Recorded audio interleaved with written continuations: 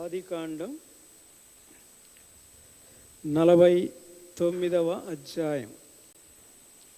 ఆదికాండం 49వ అధ్యాయం. దయచేసి 8వ వచనం నుండి 12వ వచనం వరకు మనం మార్చి చదువుకుందాం. ఆదికాండం 49వ అధ్యాయం 8 నుండి 12 వరకు మార్చి చదువుకుందాం. యూదా, నీ సహోదరుడు నిన్ను స్తుతించెదరు. నీ చెయ్యి నీ శత్రువుల మెడ మీద ఉండును. నీ తండ్రి కుమారులు నీ ఎదుట సాగిలపడుదురు.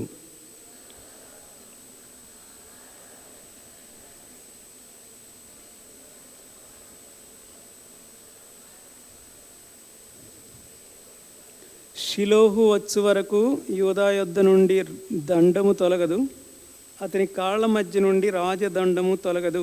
ప్రజలు అతనికి విధేయులై ఉందురు.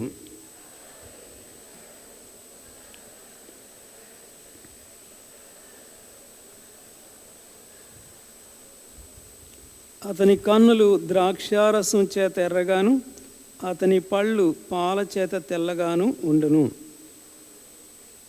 చాలండి. ప్రార్థన. ప్రభువా, మీకు వందనాలు. ఇంతవరకు నిన్ను పాడి కీర్తించడానికి మా హృదయాలు, మా మనస్సులు, మా పెదవులు తెరువు చేశారు. మీకు వందనాలు. అలాగైతే ఉదయకాలం సమాజంలో వ్యక్తిగతంగా మిమ్మల్ని స్తుతించి ఆరాధించే నిమిత్తమై కొన్ని లేఖనాలు చదువుకుంటున్నాం. ధ్యానంలో నీ వైపు చూస్తున్నాం. సహాయం చేయం. నీ దాసుని, నీ ప్రజలను కనికరించు. ఆరాధికులైన నీ ప్రజలను త్వరపెట్టి నడిపించండి. మీ ఆత్మ యొక్క సమృద్ధి కొరకై వేడుకుంటూ మా ఆలోచనలు యావత్తు నీ మీద కేంద్రీకరించడానికి సహాయం చేయమని యేసు ప్రశస్త నామములో వేడుచున్నాం తండ్రి. ఆమేన్. వాస్తవికంగా ఈ దినం మరొక సోదరుడు ఆరాధన కొరకైన వర్తమానం ఇవ్వవలసి ఉంది. కానీ మరి శుక్రవారం సాయంకాలం అనూహ్యంగా మరి తనకు కలిగిన అవాంతరం కొలది ఈ దినం తను రాలేకపోతున్న పరిస్థితిని చెప్పడమైంది. కాగా గత శుక్రవారమే ఉదయకాలం మా కుటుంబ ప్రార్థనలో ఆదికాండం 49వ అధ్యాయాన్ని మేము చదివి కొంతసేపు కుటుంబంగా ధ్యానం చేస్తూ వచ్చాం. అయితే ఈ అధ్యాయంలో మనం చూసినట్లయితే యాకోబు గారు తన అవసాన కాలమందు తన 12 మంది కుమారులను పిలిచి వారికి అంచె దినాల్లో సంభవింపనైన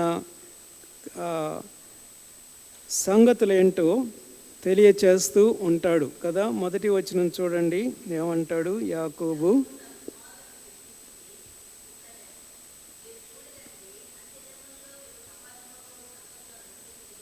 అది కనుక అలాగా అంచె దినాల్లో జరగనైన సంగతులను వారికి తెలియపరుస్తూ ఉంటాడు. అదే సమయంలో ఒక్కొక్క కుమారుణ్ణి ఏ రీతిలుగా ఆశీర్వదించేవాడుగా ఉన్నాడో కూడా ఈ అధ్యాయంలో మనం గ్రహించగలిగిన వారంగా ఉంటున్నాం. కాగా ఇక్కడ మొదటి 12 వచనాల్లో వరుసగా 4 మంది కుమారులకు వచ్చి తను ప్రస్తావిస్తూ ఉన్నాడు కదా. 3వ వచనం చదవండి. రూబేను, నీవు నా పెద్ద కుమారుడు, చాలండి. అలాగే 5వ వచనం షిమ్యోను, లేవి అనువారు సహోదరులు. 8వ వచనం యూదా. కనుక ఈ రీతిగా చెప్పాలంటే ఈ 4 కుమారులు కూడా యాకోబు యొక్క మొదటి భార్య లేయాకు జన్మించిన వారుగా వరుసగా మనకు కనబడతారు. అయితే 4వ కుమారుడైన యూదాను గూర్చి కొన్ని శ్రేష్టమైన సంగతులు ఇక్కడ యాకోబు పలకడం మనం గుర్తించగలుగుతూ వస్తున్నాం. అవే విషయాలు మనం ఇప్పుడు 8వ వచనం నుండి 12వ వచనం వరకు కూడా చదివాం. అలాగైతే ఈ వచనాలు కానీ మనం గమనించినట్లయితే ప్రభువైన యేసుక్రీస్తు వారిని గురించిన కొన్ని ప్రవచనాలు ఈ వచనాల్లో మనము గుర్తిస్తూ ఉంటాం కదా.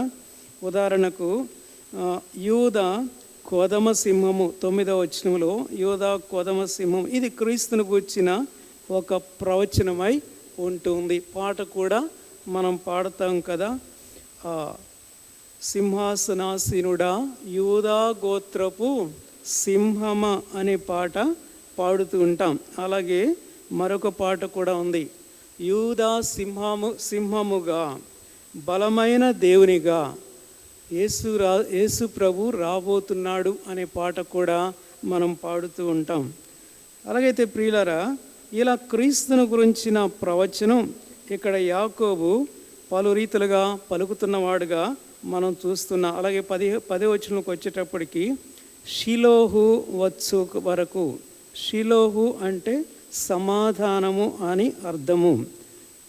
ఈ షిలోహు కూడా యేసుక్రీస్తు ప్రభువారికే సాదృశ్యంగా ఉన్నాడు. షిలోహు వచ్చు వరకు, షిలోహుకు వచ్చు వరకు అని కింద మాధ్యంలో మనం చూస్తాం. ఈ షిలోహు ఎవరు అంటే యేసుక్రీస్తు ప్రభువు.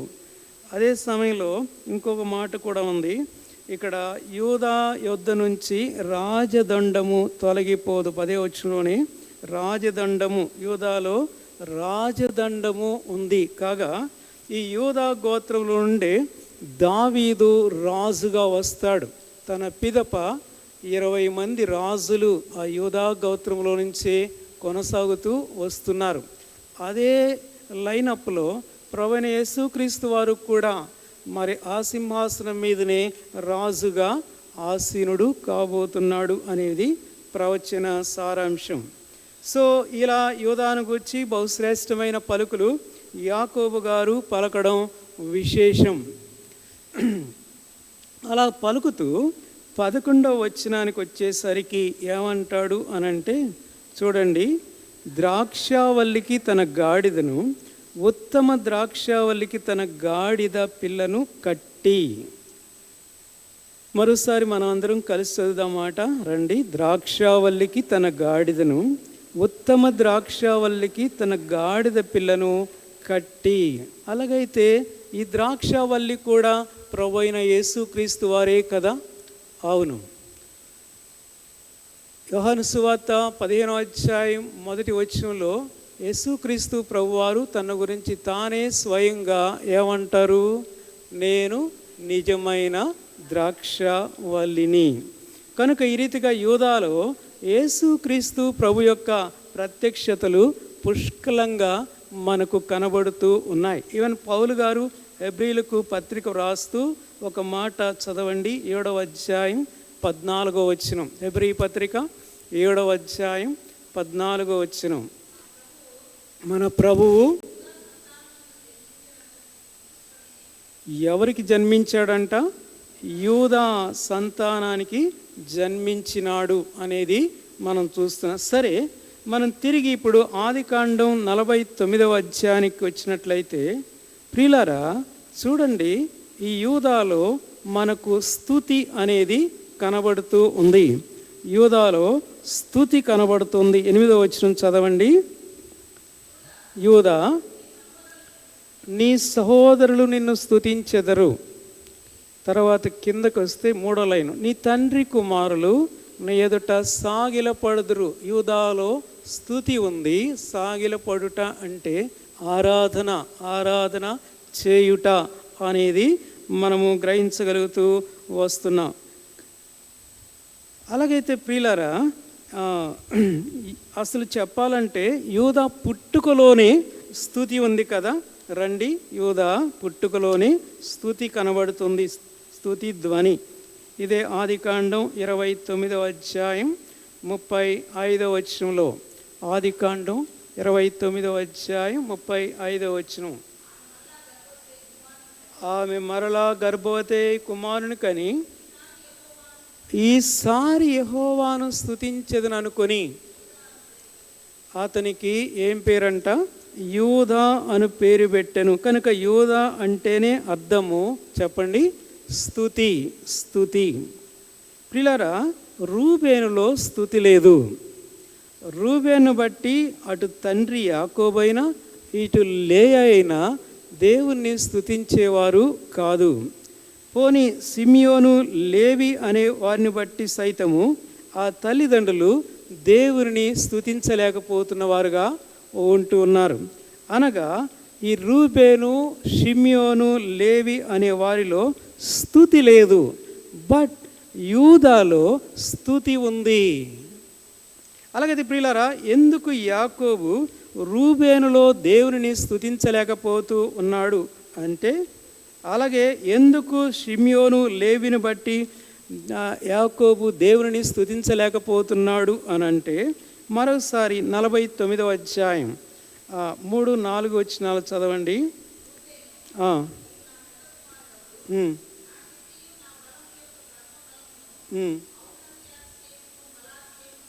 అయి ఉండొచ్చు. నీళ్ల వలె చంచలుడవై, రూబేనట స్థిరమైన బుద్ధి లేనివాడనమాట.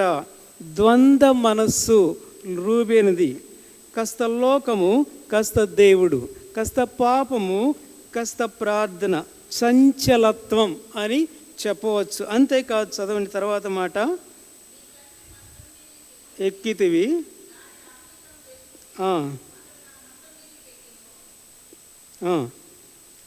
చాలు. కనుక అతడు తండ్రి మంచం మీదకి ఎక్కాడంట. చెప్పాలంటే వీడు మురికోడు లేదా అపవిత్రుడు. ఇంకా చెప్పాలి అంటే వీడు కామాభిలాషలతో నిండిన వాడై ఉన్నాడు. వీడేం చేశాడు అంటే వరుసకు పిన్ని అవుతుంది, ఆమెను బలవంతం చేసి ఆమెతో పాపం చేస్తాడు. అనగా బిల్హా, రాహేలు యొక్క దాసి బిల్హా, ఆమెతో ఇతడు పాపం చేస్తాడు. ఆదికాండం 35వ అధ్యాయం 22వ వచనం చదివితే ఆ విషయం మనకు అర్థమవుతుంది.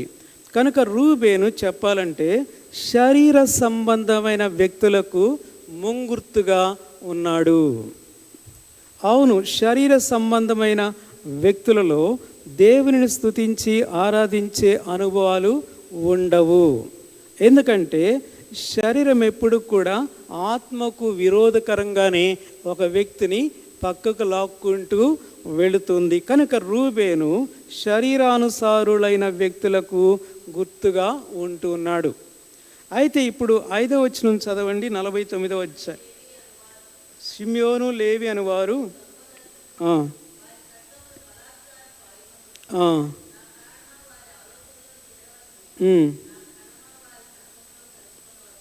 చూడండి, వీరెవరు అంటే షిమ్యోను, లేవి. సమయం లేదు కానీ ఆదికాండం 34వ అధ్యాయానికి వెళితే తమ చెల్లి అయిన దీనా విషయంలో షెకెము వాసులైన వారితో ఒక మోసయుక్తమైన నిబంధన ఒకటి చేస్తారు. అలాగ వారితో మోసయుక్తమైన నిబంధన చేసి ఆ షెకెము వాసులను, అలాగే షెకెము రాజును, అతని కొడుకును ఒక్క పేటు మీద ఖడ్గం తీసుకొని చంపేస్తారు. తత్ఫలితంగా ఏమవుతుందంటే ఆ తమ తండ్రి అయిన యాకోబు ఆ సమాజంలో, ఆ చుట్టుపక్కల ఉన్న ప్రజల్లో తలెత్తుకోకుండా చేస్తారనమాట. అందుకనే యాకోబు వీని గురించి అక్కడ అంటాడు కదా, 34వ అధ్యాయం, దయచేసి 30వ వచనం.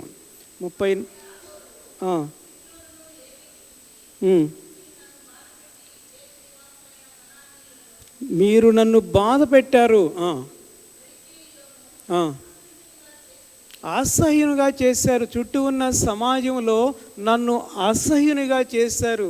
మీరు చేసిన కార్యము తండ్రినైన నాకు బాధను కలిగించింది, అది అసహ్యునిగా సమాజంలో నన్ను నిలవబెట్టేశారు అని అంటారనమాట. కాబట్టి ఇక్కడ 49వ అధ్యాయంలో తిరిగి రండి, ఏమంటారు? 6వ వచనంలో ఏమంటారు? నా ప్రాణమా, వారి ఆలోచనలో చేరవద్దు, నా ఘనమా, వారి సంఘములో చేరవద్దు. కనుక ఇక్కడ యాకోబు అంటున్నాడు, నా ప్రాణమా అస్సలు వారితో నీకు సంబంధం లేదు, నా ఘనమా ఏమాత్రం కూడా వారితో ఉండడానికి నువ్వు వీల్లేదు. ప్రియులారా, అలాగైతే ఈ షిమ్యోను లేవి అనబడేవారు ప్రకృతి సంబంధమైన మనుషులకు ముంగుర్తుగా మనకు కనబడతారన్నమాట. అనగా ఓన్లీ పీపుల్, వీరెంతసేపు లౌకిక విధానంలో కొనసాగించబడుతూ ఉంటారు, కానీ తండ్రిని సంతోషపెట్టాలి, తండ్రిని మెప్పించాలి అనే ఆలోచనలు వీరిలో ఏమాత్రం కూడా కనబడవు. ఈ సందర్భంగా కొరింథీయులకు రాసిన మొదటి పత్రికలో అపోస్తలుడైన పౌలు గారు ఒక మాట రాస్తాడు చూడండి, ప్రకృతి సంబంధులైన వారి గురించి. దయచేసి 2వ అధ్యాయం 14వ వచనం ఎవరైనా చదవండి. కొరింథీ మొదటి పత్రిక. ప్రకృతి సంబంధి అయిన మనుష్యుడు దేవుని ఆత్మ విషయాల్ని ఏమాత్రం కూడా అంగీకరించాడట. దేవుని ఆత్మ సంబంధమైన విషయాలే పట్టవు. కనుక ఇటివారిలో కూడా మనం స్తుతిని చూడలేం. కనుక ఇక్కడ మనం ఎరగవలసిన సత్యం ఏంటంటే, శరీర సంబంధులు లేదా శరీరానుసారులైన వారు దేవుణ్ణి స్తుతించి ఆరాధించజాలరన్నమాట. కారణం ఏంటంటే, ప్రభు అంటాడు యోహాను సువార్త 4వ అధ్యాయం 24వ వచనం మనకు తెలుసు, దేవుణ్ణి ఆరాధించేవారు ఎలాగ ఆరాధించాలి? ఆత్మతో సత్యముతో ఆరాధించాలి. కనుక శరీర సంబంధులైన వారు దేవుని ఆత్మ యొక్క స్పర్శలోనికి వారి జీవితాలు రావు, కాబట్టి దేవుణ్ణి యుక్తముగా స్తుతించి ఆరాధించలేరు.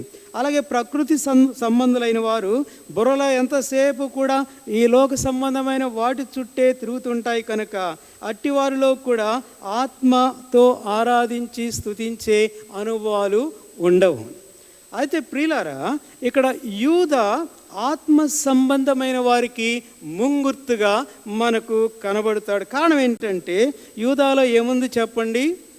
స్తుతి ఉంది. యూదాలో స్తుతి ఉంది. అంతేకాదు, స్తుతికి కారణభూతుడైన క్రీస్తు యూదాలో దోబూచులాడుతున్నవాడుగా మనం గ్రహించగలుగుతూ వస్తున్నాం. కనుకనే తన తల్లి లేయా అతడు పుట్టక ముందే యూదాను బట్టి దేవుని స్తుతించేదిగా ఉంటుంది. ఇప్పుడు చూస్తున్నాం, తండ్రి కూడా ఏమంటున్నాడు అంటే, యూదా నీ సహోదరులు నిన్ను స్తుతించెదరు, అనగా యూదాలో దాగి ఉన్న యేసును స్తుతిస్తారు అని యాకోబు ప్రవచన రీతిగా ఈ మాట చెప్తూ వస్తున్నాడు అన్నమాట. ప్రియ సోదరా సోదరి, ఈ ఉదయకాలం దేవుని మందిరంలో చేరిన నీవు ఒక శరీర సంబంధిగా కూర్చొని ఉన్నావా, లేదా ఒక ప్రకృతి సంబంధిగా కూర్చొని ఉన్నావా, లేదా దేవుని స్తుతించి ఆరాధించగలిగినట్టు ఒక ఆత్మ సంబంధిగా నీవు ఉన్నావా? జవాబు నీదే. సరే, ఈ ఉదయకాలం మనం ప్రభుని ఆరాధించి స్తుతించడానికి సహాయకరంగా మరోసారి 49వ అధ్యాయానికి రండి. 49వ అధ్యాయం ఆదికాండం 11వ వచనం. ఇప్పుడు అందరం కలిసి మొదటి 2 లైన్స్ మాత్రమే మనం చదువుకుందాం. ద్రాక్షావల్లికి తన గాడిదను, ఉత్తమ ద్రాక్షావల్లికి తన గాడిద పిల్లను కట్టి చాలండి. Binding his donkey unto the wine. ద్రాక్షావల్లికి, ఉత్తమ ద్రాక్షావల్లికి గాడిదను కట్టి బైండ్ చేస్తున్న పరిస్థితి మనం ఇక్కడ చూస్తూ వస్తాం. చూడండి, యూదాట తన గాడిదను ద్రాక్షవల్లికి కడతాడట. ఇది యాకోబు అంటున్న మాట. అనగా ఇలా చెప్పుకోవాలంటే, యూదాకు ఒక గాడిద, అలాగే గాడిద పిల్ల ఉంది. దానిని ద్రాక్షవల్లికి లేదా ఉత్తమ ద్రాక్షవల్లికి కడుతాడు అన్నట్లుగా పలుకుతూ ఉన్నాడు. వాస్తవంగా చెప్పాలి అంటే ప్రియులారా, గాడిద అనేది ఈ జంతు జాతిలో అంత ప్రశస్తమైనది ఏమి కూడా కాదు. ద్వితీయోపదేశకాండంలో నాటి ఇశ్రాయేలీలు ఏమి తినాలో, ఏమి తినకూడదో, ఏమి తింటే హేయులైపోతారో, ఏమి తింటే అపవిత్రులు అవుతారో అనే విషయాల్ని ధర్మశాస్త్రంలో దేవుడు చాలా చక్కగా వ్రాయించి పెట్టి వాటిని మరలా ద్వితీయోపదేశ కాండంలో రెండవసారి మోషే చేత వారికి ఉపదేశింపజేస్తాడు. చూద్దాం రండి దయచేసి. ద్వితీయోపదేశ కాండం 14వ అధ్యాయం. ద్వితీయోపదేశ కాండం 14వ అధ్యాయం. ఇక్కడ 3 నుంచి 6 వచనాలు పోని ఎవరైనా చదవండి. నీవు హేయమైనదేది తినకూడదు, మీరు తినదగిన జంతువులు ఏవనగా ఎద్దు, గొర్రెపిల్ల, మేకపిల్ల, దుప్పి, ఎర్ర చిన్న జింక, దుప్పి, కారు మేక, కారు జింక, లేడి, కొండ గొర్రె అనునవి. సో ఇవి మీరు తినవచ్చు, మీరు తినదగిన జంతువులు అని ఇక్కడ దేవుడు ఇశ్రాయేలీలతో చెబుతూ ఉంటున్నాడు. అంటే ఇవి పవిత్రమైన జంతువులు అన్నమాట, జంతువులు. అలాగైతే మనం చదివిన ఈ లిస్టులో ఎక్కడైనా గాడిద ఉందా చెప్పండి? లేదు. అనగా గాడిద ఒక హేయమైనదిగా ఎంచబడుతుంది. గాడిద ఒక అపవిత్రమైన జంతువుగా ఎంచబడుతూ ఉంది. అలాగనే 7వ వచనంలో ఏమంటాడు? 6వ వచనం, జంతువుల్లో 2 డెక్కలు గలవదాయి, నెమరవేయి జంతువును తినవచ్చును. కనుక ఇవన్నీ కూడా 2 డెక్కలు కలిగి నెమరు వేసాయి అన్నమాట. గాడిద ఇదిగో 2 డెక్కలు ఉండదు, నెమరు వేసే పరిస్థితి ఉండదు. కనుక అది హేయమైనదిగా ఎంచబడుతూ, కొన్ని జంతువులు ఉన్నాయి నెమరు వేస్తాయి కానీ డెక్కలు చీలి ఉండవు. అలాగే కొన్నిటికి డెక్కలు చీలి ఉంటాయి కానీ నెమరు వేయవు. వాటిని కూడా తినవద్దు అని కింద వచనాల్లో మరి దేవుడు చెప్పడం మనము చూస్తూ వస్తున్నాం. కనుక చెప్పాలి అంటే ధర్మశాస్త్రానుసారంగా గాడిద అపవిత్రమైన జాతికి చెందిన జంతువుగా ఎంచబడుతుంది. డర్టీ ఎనిమల్ అని చెప్పవచ్చు. ఓసారి నేను కర్నూలుకి ఒక మ్యారేజ్కి వెళ్ళాను. అది పీటర్ సింగ్ అంకుల్ కుమార్తె మ్యారేజ్ అనుకుంటాను. బయట లోపల చర్చి నిండిపోయింది, బయట టెంట్లు వేస్తారు కదా, అక్కడ కూర్చున్నాం కొంతమంది స్నేహితులంగా. మ్యారేజ్ లోపల జరుగుతూ ఉంది. ఉన్నట్టుండి ఏం జరిగిందో ఆ కాంపౌండ్లో కొన్ని గాడిదలు అక్కడక్కడ గోడల దగ్గర ఉన్నాయి. ఒక్క పేటుగా లేచాయి మొత్తం. వాటి అరుపు ఇంతంత కాదు, భయంకరంగా అరుచుకుంటూ అవన్నీ కూడా ఆ గుడి చుట్టూ చర్చి చుట్టూ తిరుగుతానే ఉన్నాయి. ఎంతసేపు తిరుగుతున్నాయో గట్టిగా అరుచుకొని తిరుగుతూ ఉండి రచ్చ చేసేసాయన్నమాట. వాటిని ఎవరు కూడా అదుపు చేయలేనంత పరిస్థితిలో ఆ సమయము అలాగా ఉండిపోయింది. అది నాకు బాగా గుర్తుంది. ఎవరి పెళ్ళికి వెళ్ళానో గుర్తులేదు కానీ సక్రంగా ఈ గాడిద అరుపులు, కేకలు, అవి చేసిన రచ్చ మాత్రం బాగా గుర్తుండిపోయింది. ఎందుకు చెప్తున్నానంటే ప్రియులారా, అంత మూర్ఖత్వపు జంతువు అన్నమాట, జంతువు. పోనీ గాడిద స్వరం వినడానికి ఏమైనా వినసంపగా ఉంటుందా చెప్పండి? లేదు. చిన్నప్పుడు పాఠ్యపుస్తకాల్లో చదివేవాళ్ళం, నేర్పించేవాళ్ళు కదా.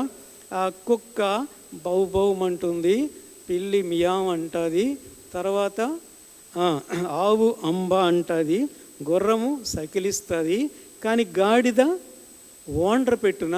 అవునండి, తెలుగు గాడిద ఓండ్ర పెడుతుందంట, భయంకరమైన సౌండ్ చేస్తుందన్నమాట. అలాగే చిన్నప్పుడు కథ కూడా చదివేవాళ్ళం మనం. ఆ గాడిద కుక్క కథ చదివేవాళ్ళం కదా. ఏం చేసింది గాడిద? కుక్క పని చేసిందంట. ఆ తర్వాత ఏం చేసినాడు? సాకలైన కర్ర తీసుకొని పగలగొట్టినాడు. పగలగొట్టాడు. గుర్తుందా? ఎందుకు? దాని స్వరము అలాగా ఉండేదన్నమాట. అలాగైతే ప్రియుల గట్టిగా వెర్రె కేకలేసి బూతులాడే వారికి దీని స్వరం సరిపోతుందేమో కదా. అలాగే గాడిద ఆహారం కూడా చెత్త బుత్త అంతా తింటుంది. ఆ గోడ ఈ గోడ రుద్దుకుంటా, ఆ గోడ మీద ఉండే వాల్ పోస్టర్స్ పీక్కుంటా తింటూ ఉంటుంది. అలాగే తినేసిన ఆకులు ఏదైనా ఇవన్నీ కూడా ఉంటే వాటిని కూడా శుభ్రంగా తిని పారేస్తుంది అన్నమాట. గాడిద ప్రవర్తన కూడా చాలా భిన్నమైన ప్రవర్తనే కదా. సాధారణంగా ఇవి కొన్ని జంతువులు నోటితో కొరుకుతాయి, డిఫెన్స్ వెపన్స్ అన్నమాట. కొన్ని జంతువులకి కొమ్ములు ఉంటాయి, కొమ్ములతో ఎదుటిదాన్ని పోరాడతాయి. గుర్రాలు ఉన్నాయనుకోండి, 2 కాళ్ళు పైకెత్తి కొడతాయి అన్నమాట. అయితే గాడిద ఉందనుకోండి, దాని వెనక్కి పోయి చూడండి, దాని కథ ఏంటో చెప్తుంది. వెనక్కాలతో దంటారంట, ఒక కాలుతో వెనక్కాలతో దంటది. దాని ప్రవర్తన భిన్నమైందిగా, విపరీతమైందిగా మనం చూస్తూ వస్తుంటాం. కొంతమంది భార్య బిడ్డలను కాళ్ళతో దంటుంటారు, చూసారా? ఈ జాతి బిడ్డలేనమాట వాళ్ళు. భార్యలను బిడ్డల్ని కాళ్ళతో దనే వాళ్ళు కూడా ఉంటున్నారు సమాజంలో, వింటా ఉన్నాం. ఈ గాడిద జాతికి చెందిన వారు అన్నమాట వాళ్ళు. కనుక ఎందుకు చెప్తున్నానంటే, గాడిదలో ఏ మంచితనం అనేది కూడా మనకు కనబడదు. పోనీ దాని రూపం చూద్దామంటే, ఎక్కడైనా ఆ గాడిద సుందరవనంలో ఉన్నట్టుగా, మేస్తున్నట్లుగా ఏ చిత్రకారుడైనా గాడిదను చిత్రీకరించినట్లు చూడగలరా?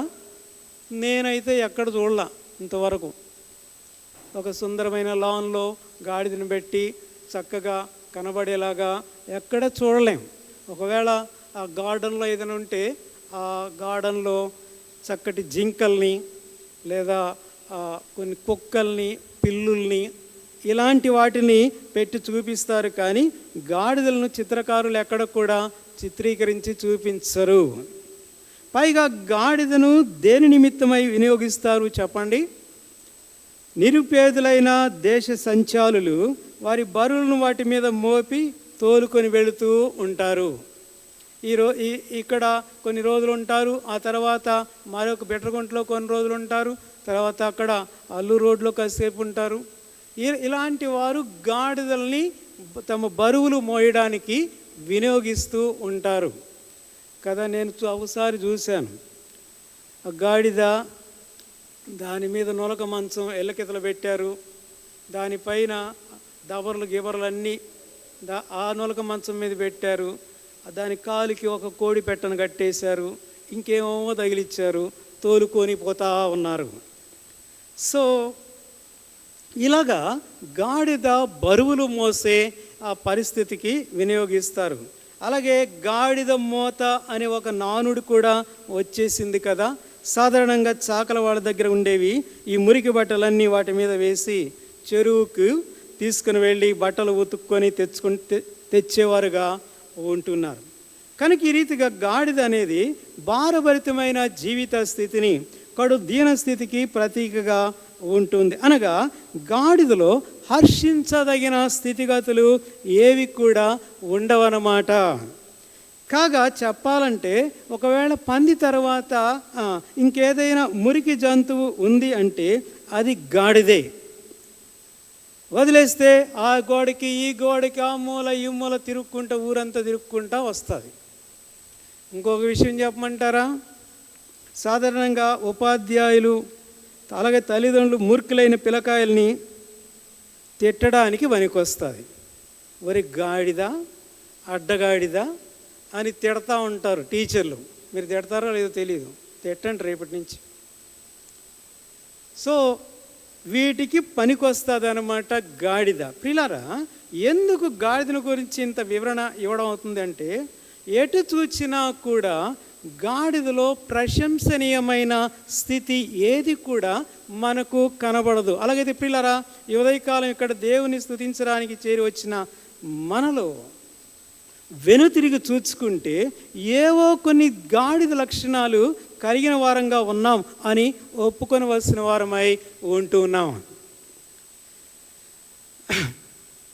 ఉదాహరణకి గాడిదను పోలిన అపవిత్రమైన జీవితాన్ని జీవించిన జీవితాలు మనలో లేవా? ఈ గాడిదను పోలిన మూర్ఖత్వపు జీవితాలు మనలో లేవా? వెనక తిరిగి చూద్దాం. ఇప్పుడంతా సాధువులం అయిపోయాం. అలాగే ఈ గాడిదను పోలిన వెర్రి స్వరాలు మన నోటిలో ప్రతిధ్వనించలేదా? మన కోపం వస్తే మన నోటిలో నుంచి ఎంత మధురమైన స్వరాలు వచ్చేవో కదా. మన ఇంట్లో ఉండేవారిని అడిగితే చెప్తారు. మన కోపం వస్తే మన కాళ్ళు ఎంత వికారంగా చిందులేసేవో కదా. ఒకసారి వెనక తిరిగి చూస్తే జ్ఞప్తిలోనికి వస్తాయి. గాడిద తిన్నట్లుగా చెత్త తిన్న పరిస్థితులు మనలో లేవా? చెత్త పుస్తకాలు, చుట్టలు, సిగరెట్లు, పాన్ పరాగులు, కిల్లీలు, పువ్వాకంట, ఒక్కాకు, ఇదంతా చెత్త తినిన స్థితిగతులు మనలో లేవా? పలు రకాలైన మురికి తావుల్లో తిరిగి వచ్చిన వారమే కదా. నానా విధాలైన వికారమైన ప్రవర్తనలో కొనసాగించబడుతూ వచ్చిన వారమే కదా. అలాగే ఆయా విధాలైన బరువుల కింద, భారముల కింద, పాపయుక్తమైన భారం కింద మూలుగుతూ వచ్చిన వారమే కదా. ఎందుకు చెప్తున్నానంటే ఈ గాడిద మన గత జీవిత స్థితిగతులను మనకు జ్ఞాపకం చేస్తూ ఉంది. ఒకవేళ మీరు అనవచ్చు, ఏంటి బ్రదర్ మనుషుల్ని గాడిదతో పోలుస్తున్నారు ఏంటి అని ఒకవేళ అనవచ్చేమో, కానీ ఇది ఎంతైనా కూడా వాస్తవమే. నేనే కాదు, ప్రభువైన యేసుక్రీస్తు వారు కూడా మనుషులను గాడిదతో పోల్చి చెప్పడం ఒక లేఖనాన్ని నేను మీకు చూపిస్తాను. దయచేసి రండి, లూకాసు వార్త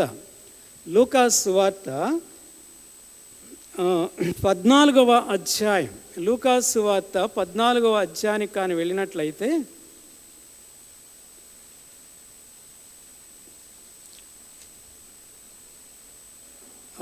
మొదటి 4 వచనాలు చదవండి పోనీ ఎవరైనా. విశ్రాంతి దినమున ఆయన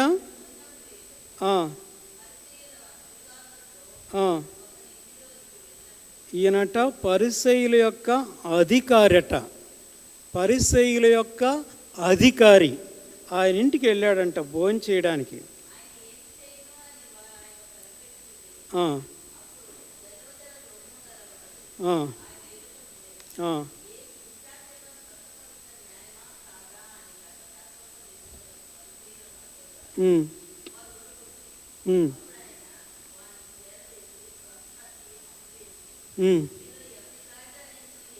ఏమంటాడు మీలో ఎవని గాడిద అయినను, అక్కడ ఒకటేసి కింద మార్జిన్లో ఏమంటాడు, ఎవని కుమారుడైనను, కుమారుడైన అంటే గాడిదను పోలిన గాడిద లాంటి కొడుకులన్నమాట.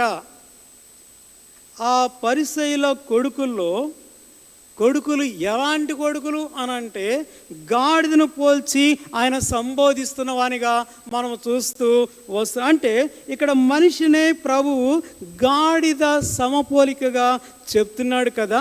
అలాగే ప్రియులారా, తండ్రి అయిన యాకోబు యూదాను గూర్చి ప్రవచిస్తూ, యూదాకు ఒక గాడిద పిల్ల ఉందట. అయితే ఆ గాడిదను, దాని పిల్లను యూదా ఏం చేస్తాడు అంటే ప్రవచనం చెప్పండి, ఏం చేస్తాడంట, ద్రాక్షావల్లికి, ఉత్తమ ద్రాక్షావల్లికి దాన్ని కట్టి వేస్తాడట. ద్రాక్షావల్లికి ఈ గాడిదను కట్టి వేస్తాడు అని చెప్తున్నాడు. మళ్ళా ఒకసారి ఆ మాట చదువుదాం రండి దయచేసి. 49వ అధ్యాయం, ఆదికాండం 49వ అధ్యాయం 11వ వచనం. ద్రాక్షావల్లికి తన గాడిదను,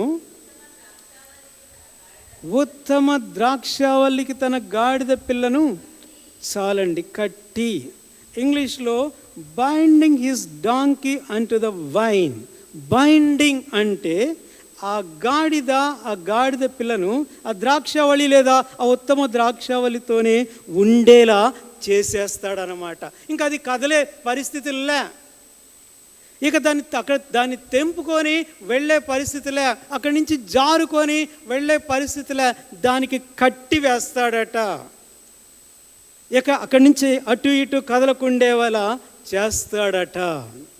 అలాగే వినండి, ఇప్పుడు మనం ఇక నూతన నిబంధనకు కానీ వెళ్ళినట్లయితే, ఇందాక చెప్పాము కదా, ఈ ద్రాక్షావల్లి ఎవరు చెప్పండి, ఈ ద్రాక్షావల్లి ఎవరు? ప్రభు అయిన యేసుక్రీస్తు. అందుకని యోహాను సువార్త 15వ అధ్యాయం 1వ వచనంలో మరొకసారి మనం జ్ఞాపకం చేసుకుంటే ప్రభు అంటాడు కదా, నేను నిజమైన ద్రాక్షావళిని, true wine, not false wine. లోకంలో చాలా విధాలైన ఫాల్స్ వైన్స్ ఉన్నాయన్నమాట. వారి దగ్గర సరైన రీతిలో వారి జీవాన్ని మనిషికి అందించలేరు, తృప్తినివ్వలేరు. లోకంలో చాలా ఫాల్స్ ఉన్నాయి. చూడండి, నిజమైనది ఎప్పుడు కూడా ప్రతిదానిలో ఒక్కటే ఉంటుంది. అది ఎందులోనైనా కానీ ఒకటే ఉంటుంది. ఫాల్స్ ఎన్నైనా కూడా ఉంటాయి. ఇక్కడ అంటాడు కదా, నేను కేవలం ద్రాక్షావళిని అంట్లా, నిజమైన ద్రాక్షావళిని. ఇక ఆయన తప్ప ఇంకా మరొకటి నిజమైనది ఉండదు అనే విషయాన్ని నేను మీకు జ్ఞాపకం చేస్తూ వస్తున్నాను.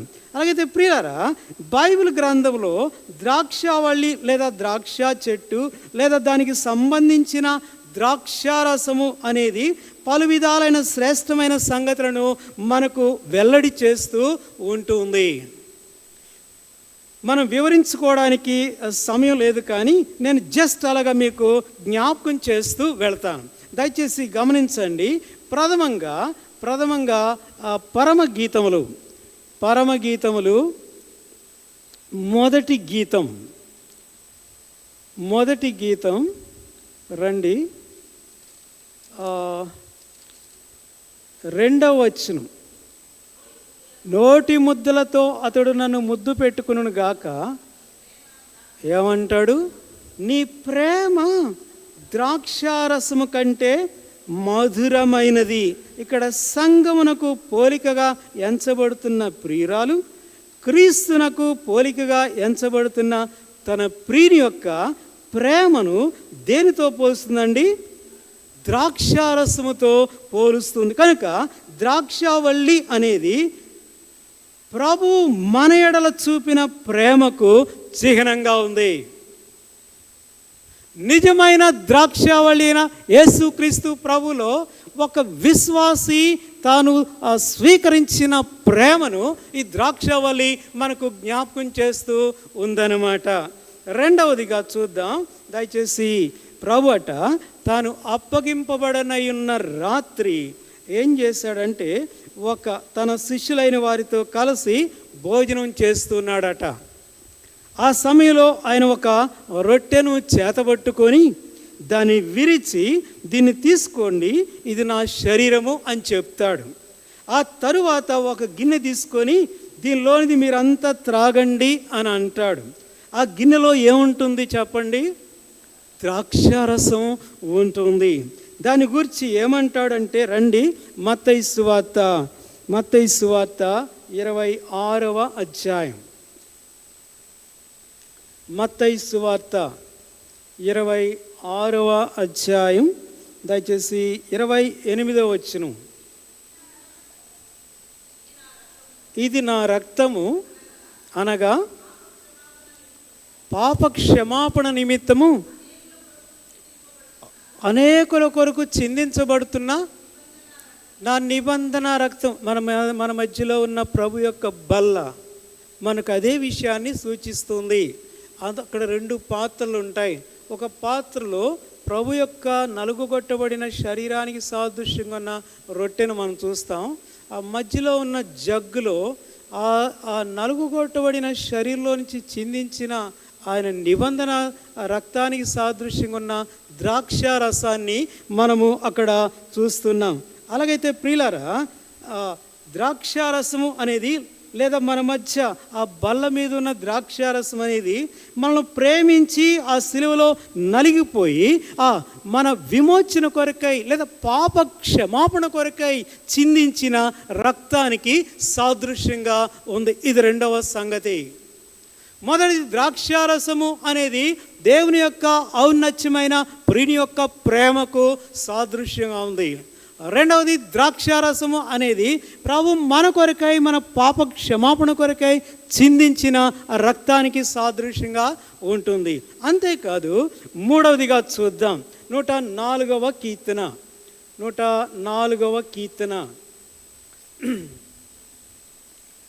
కీర్తన గ్రంథం 104 ఇక్కడ 15వ వచనం చదవండి.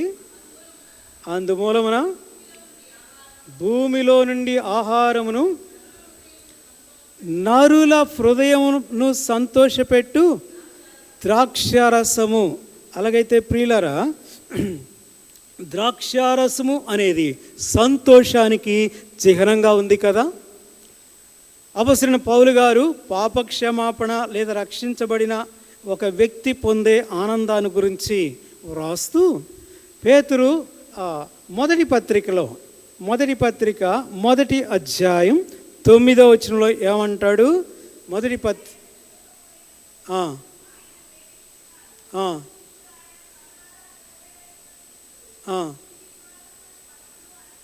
మీ విశ్వాసమునకు ఫలమును అనగా ఆత్మరక్షణను పొందొచ్చు.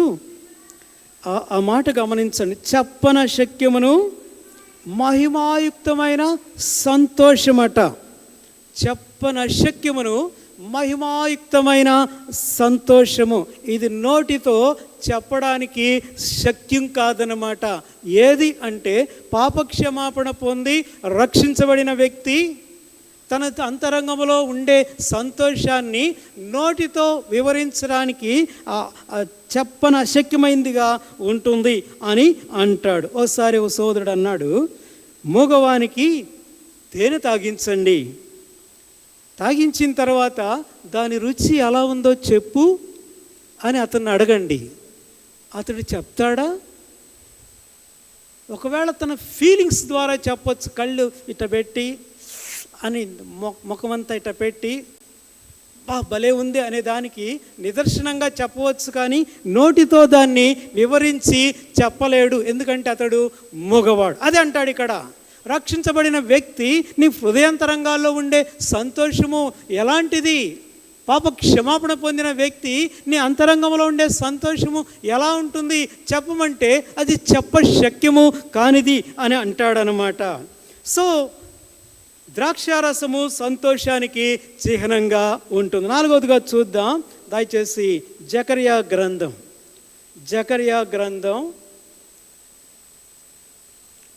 దయచేసి 8వ అధ్యాయం 12వ వచనం పోనీ చదవండి ఎవరైనా. ఏమంట దీనికి? ఏంటి, దేనికి సూచన అంటే ఇది సమాధాన సూచకమైన ద్రాక్ష చెట్టు.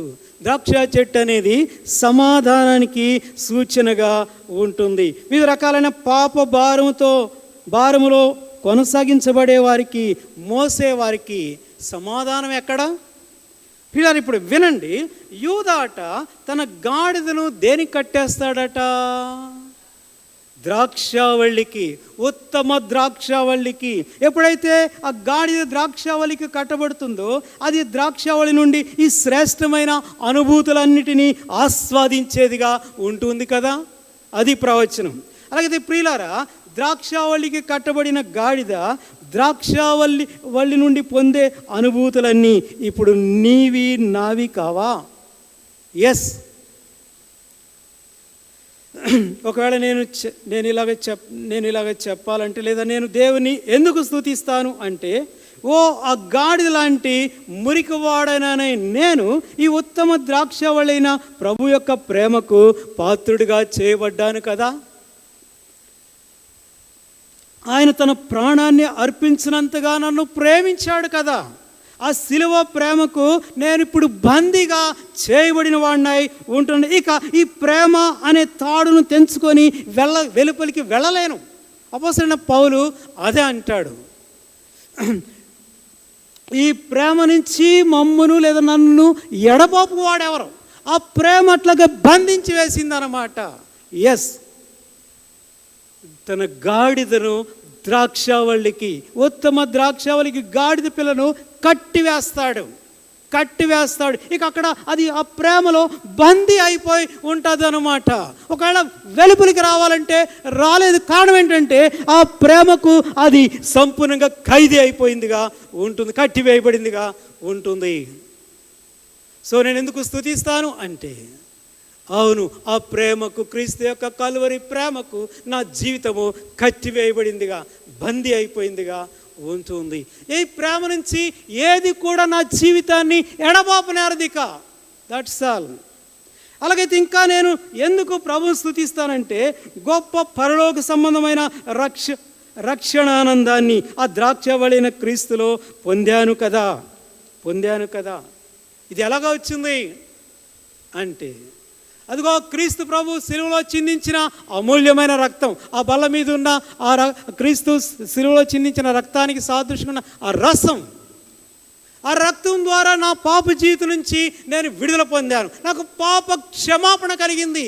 ఎక్కడికి వెళ్ళి నేను చేసిన పాపాన్ని కడుక్కుందును, నన్ను చేసిన పాపాన్ని క్షమించేవారు ఎక్కడ? ఈ ద్రాక్షావళి దగ్గరికి వస్తే ఆ చిందించిన ఆ అమూల్యమైన రక్తంలో నా పాపాలని క్షమించాడు, నన్ను నిర్దోషిగా తీర్చాడు. అంతేకాదు, నీ పాపను నేను ఇంకెన్నడూ కూడా జ్ఞాపకం చేసుకోను అంటే జ్ఞప్తి లేకుండా చేసేసాడు. ఒక వ్యక్తి యొక్క జీవితంలో పాపం ఎప్పుడైతే జ్ఞప్తికి రాకుండా పోతుందో, హృదయం అంతా కూడా తేలికైపోతుంది, మనసంతా కూడా నెమ్మదితో నిండిపోతుంది కదా. అదే రక్షణ యొక్క ఆనందాన్ని నా జీవితంలో నేను పొందాను కనుక నేను ఇప్పుడు ప్రభుని స్తుతించకుండా ఎలా ఉండగలను? యూదాలో స్తుతి ఉంది. తన గాడిదను ఆ ద్రాక్షావళికి కట్టివేశాడట. ఆ గాడిద ఆ ద్రాక్షావళిలో ఉండే ఆనందాన్ని అనుభవిస్తూ అక్కడ కూర్చుండిపోవాల్సిందే. ఇక లోకంలో ఎక్కడ లేదు ఇలాంటి ఆనందం, లోకంలో ఎక్కడ లేదు ఇలాంటి సంతోషం, క్రీస్తులో ఉంది. అలాగైతే ప్రియులారా, నేను ఎందుకు ప్రభువుని స్తుతిస్తానంటే, సమాధాన సూచనగా ఉన్న ద్రాక్ష చెట్టు అనబడిన క్రీస్తు నీడలో నాకు ఆశ్రయము దొరికింది చాలు. ఆయన నుండి సంపూర్ణ సమాధానాన్ని పొందుతున్న జీవిత వ్యధలన్నింటిలో కూడా ఆ నీడలో కూర్చున్న నాకు, ఆ ద్రాక్ష నీడలో కూర్చున్న నాకు సంపూర్ణ సమాధానాన్ని, నెమ్మదిని ఆయన నాలో దించుతున్నవాడుగా ఉన్నాడు కనుకనే ఇక నేను ఎక్కడికి వెళ్ళగలను? లోకంలో ఎక్కడ సమాధానం ఉంది? లోకంలో ఎక్కడ చూసినా కూడా అశాంతే. లోకంలో సమాధానకరమైన పరిస్థితులు, అశాంతితో కూడిన పరిస్థితులు ఉన్నాయి కాబట్టే క్రీస్తు దగ్గరికి వచ్చాం. కనుక నేను ఎందుకు ప్రభువుని స్తుతిస్తానంటే, ఈ శ్రేష్టమైన ఈ 4 అనుభవాలతో దేవుడు నన్ను కట్టివేశాడు కనుక ప్రభుని నేను స్తుతించి గణపరుస్తాను. మరి నీ స్థితి, నీ అనుభూతి ఏంటో అది నీకే తెలుసు.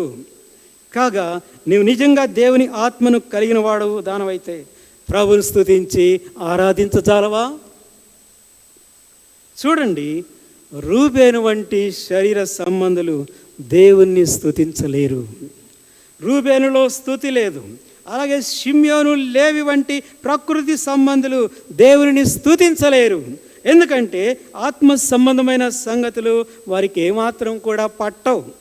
అయితే ఆత్మ సంబంధులు, దేవుని ఆత్మను కలిగిన వారు ఆత్మతో సత్యముతో ఆరాధిస్తారు కదా. అలాగైతే ప్రశ్న, నీవు ఎవరి సంబంధివి? నీవు ఆత్మ సంబంధివైతే ఆత్మతో సత్యముతో నీవు దేనికి బైండప్ అయినావో ఆ ద్రాక్షావళిలో పొందుతున్న అనుభూతులను బట్టి ప్రభువుని స్తుతించి ఆరాధించకుండా ఉండలేవు. అలాగైతే తిన్నగా ఆరాధనలోనికి వెళదాం. లేచి నిలబడి ఒక పాట పాడుకుందాం.